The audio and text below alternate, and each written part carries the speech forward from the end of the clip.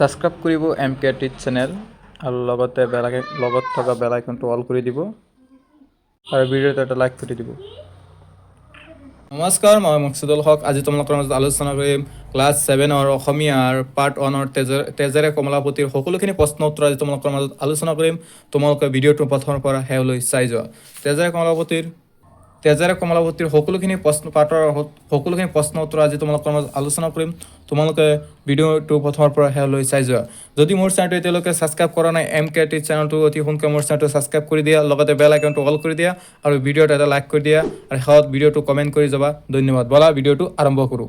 আজি আলোচনা কৰিম ক্লাছ 7 অসমীয়া পাৰ্ট 1 তেজেৰে কমলাপতিৰ সকলোখিনি প্ৰশ্ন উত্তৰ আজি তোমালোকৰ মাজত আলোচনা কৰিম।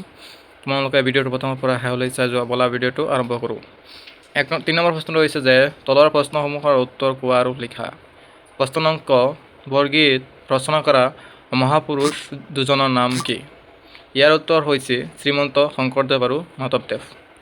প্ৰশ্ন নং খ, তেজেৰে কমলাপতি নামৰ বৰগীতটোৰ ৰচক কোন? উত্তৰ শ্ৰীমন্ত শংকৰদেৱ। প্ৰশ্ন নম্বৰ গ, তিমিৰ ফেৰিবা কি বুজায়?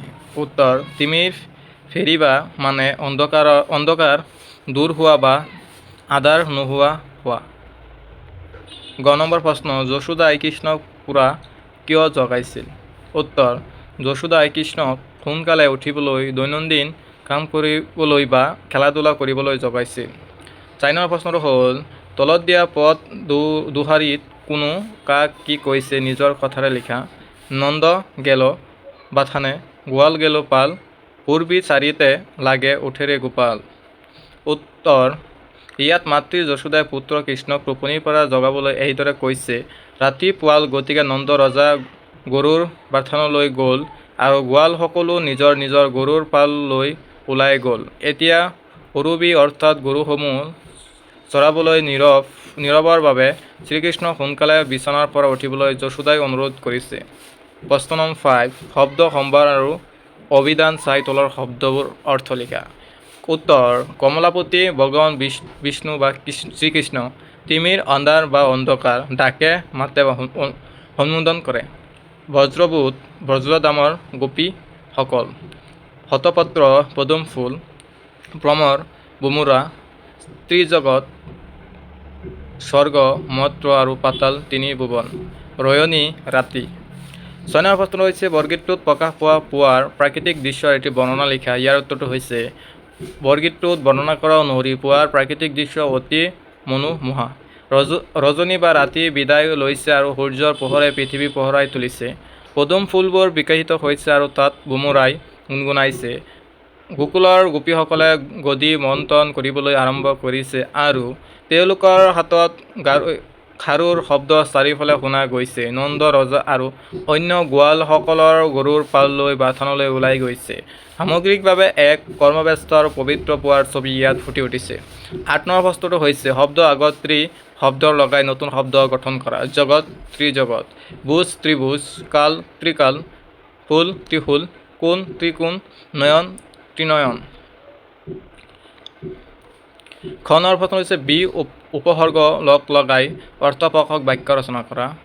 বিমুখ বি প্লাছ মুখ প্লাছ বি, সহজ কামৰ পৰা কেতিয়াও বিমুখ হ'ব নালাগে। বিদুৰ, ৰাতি পুৱালত অন্ধকাৰ বিদুৰ হ'ল।